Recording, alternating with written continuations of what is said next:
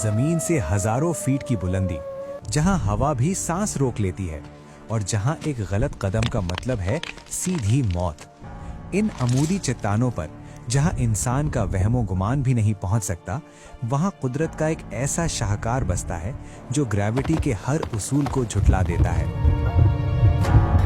लोग इसे सांप खाने वाला कहते हैं, पहाड़ों का भूत और पाकिस्तान का जिंदा फख्र।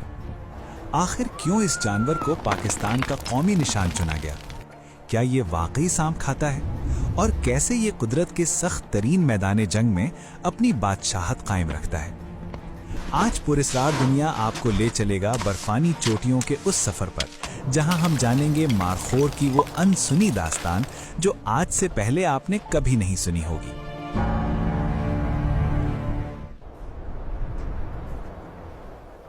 शुमाली पाकिस्तान की फलकबोस चोटियां, जहां ठंडी हवाएं चीखती हैं और बर्फ की सफेद चादर ने हर शय को ढांप रखा है, वहां जिंदगी का तसव्वुर भी मुश्किल लगता है। ये वो दुश्वार गुजर रास्ते हैं जहां इंसान का कदम डगमगा जाए, मगर कुदरत ने यहाँ एक ऐसे बादशाह को तख्लीक किया है जो इन पथरीली दीवारों पर राज करता है। इन खामोश वादियों में गूंजती हुई आवाज और चट्टानों पर झपटता हुआ साया पाकिस्तान के कौमी जानवर मारखोर का है। फारसी जबान से अखज़ किया गया लफ्ज मारखोर, जिसका लुग़वी मतलब है सांप खाने वाला, इस पुरअसरार मखलूक की फितरत और दास्तान दोनों को बयान करता है। इसके पेचदार और कॉर्क स्क्रू की तरह घूमे हुए मजबूत सींग, जो किसी कदीम ताज की मानंद इसके सर पर सजे हैं, इसकी शानो शौकत में बेपनाह इजाफा करते हैं। ये सींग सिर्फ नुमाइश के लिए नहीं, बल्कि इन वीरान पहाड़ों में इसकी बका, ताकत और डोमिनेंस की सबसे बड़ी अलामत है। कुदरत का ये अजीम शाहकार ग्रेविटी के उसूलों को भी मात देता दिखाई देता है। हजारों फीट की बुलंदी पर सीधी खड़ी चट्टानों पर चलना और छलांग लगाना इसके लिए मामूली बात है। इसके मजबूत और रबर जैसे खुर इस तरह डिजाइन किए गए हैं कि वो फिसलती हुई बर्फ और नोकीले पत्थरों पर भी ऐसी मजबूत गिरफ्त रख सकें जो किसी और जानवर के लिए नामुमकिन है। पाकिस्तान का ये फख्र गिलगित बल्तिस्तान के बर्फानी इलाकों से लेकर बलोचिस्तान के कोहे सुलेमान तक फैला हुआ है। मारखोर ने सदियों से ये साबित किया है कि हालात कितने ही नासाजगार क्यों ना हो, जिंदा रहने का हुनर सिर्फ जिस्मानी ताकत में नहीं, बल्कि उस हौसले और इस्तिकामत में छुपा है जो इसे हर मुश्किल मौसम का मुकाबला करने के काबिल बनाता है। नर मारखोर का जिस्म और उसकी हैबत मादा से नुमाया तौर पर मुख्तलिफ होती है। जहां एक बालिग नर के सींग 65 इंच तक बढ़ सकते हैं, वहां मादा के सींग छोटे और नाजुक होते हैं। नर के गले और सीने पर लटकती हुई लंबी बालों की झालर और दाढ़ी उसे किसी बुजुर्ग दाना की शक्ल देती है। ये जिस्मानी शान सिर्फ खूबसूरती नहीं, बल्कि इनके कबीले में मर्तबे और ताकत का पैमाना भी है। पाकिस्तान की सरजमीन पर मारखोर की 3 अहम और मुनफरिद अक़साम पाई जाती हैं: अस्तर मारखोर, कश्मीर मारखोर और बलोचिस्तान का सुलेमान मारखोर। हर किस्म के सींगों की बनावट कभी सीधी स्क्रू जैसी तो कभी फैली हुई अपने इलाकाई मौसम और जोग्राफियाई के मुताबिक ढल चुकी है। ये तनव्वुर कुदरत की उस कारीगरी का मुंह बोलता सबूत है जो जानवरों को उनके माहौल का हिस्सा बना देती है। इनकी समाजी जिंदगी भी दिलचस्प उसूलों पर मबनी है। आमतौर पर ताकतवर नर मरखोर तन्हाई पसंद होते हैं और पहाड़ों की सबसे बुलंद चोटियों पर अकेले रहना पसंद करते हैं ताकि अपनी तवानाई महफूज रख सकें। दूसरी जानिब मादाएं और उनके बच्चे छोटे छोटे झुंड बनाकर रहते हैं। ये इज्तिमाइयत उन्हें बर्फानी चीते और भेड़ियों जैसे खतरनाक शिकारियों से बचने में मदद देती है। ग़िज़ा की तलाश में ये जानवर सुबह सवेरे या ढलता सूरज देखकर निकलते हैं। सर्दियों में जब बुलंद चोटियां बर्फ की मोटी तह से ढक जाती हैं, तो ये भूख मिटाने के लिए निचली वादियों का रुख करते हैं। ये सफ़र आसान नहीं होता, क्योंकि निचले इलाकों में इनका सामना इंसानी आबादियों और नए खतरों से होता है, मगर पेट की आग इन्हें हर खौफ पर गालिब आने पर मजबूर कर देती है। मौसम सरमा की आमद के साथ ही फिजा में एक संजीदा तनाव पैदा हो जाता है। ये वो वक्त है जब रूटिंग सीजन का आगाज होता है और बर्फानी हवाएं अपने उरूज पर होती हैं। वो ताकतवर और गोशा नशीन नर मारखोर जो पूरा साल बुलंदियों पर तन्हा रहते थे, अब निचली वादियों में उतर आते हैं ताकि अपना हक़ हुक्मरानी और अपनी नस्ल को आगे बढ़ाने का हक़ जीत सकें।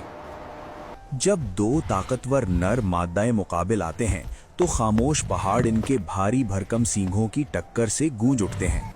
ये मार्का सिर्फ जिस्मानी ताकत का नहीं बल्कि बर्तरी और रुतबे का होता है।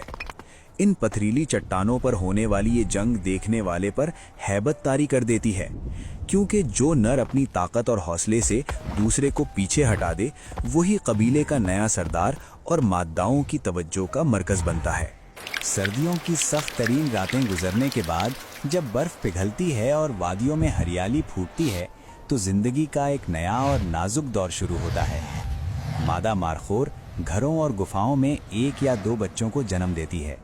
ये नन्ही जानें पैदा होते ही कुदरत के सख्त इम्तिहान में डाल दी जाती हैं, जहां इनका पहला सबक ही अपने पैरों पर खड़ा होना और दुश्वार रास्तों पर चलना है। लेकिन इन खूबसूरत वादियों में मौत हर मोड़ पर घात लगाए बैठी होती है।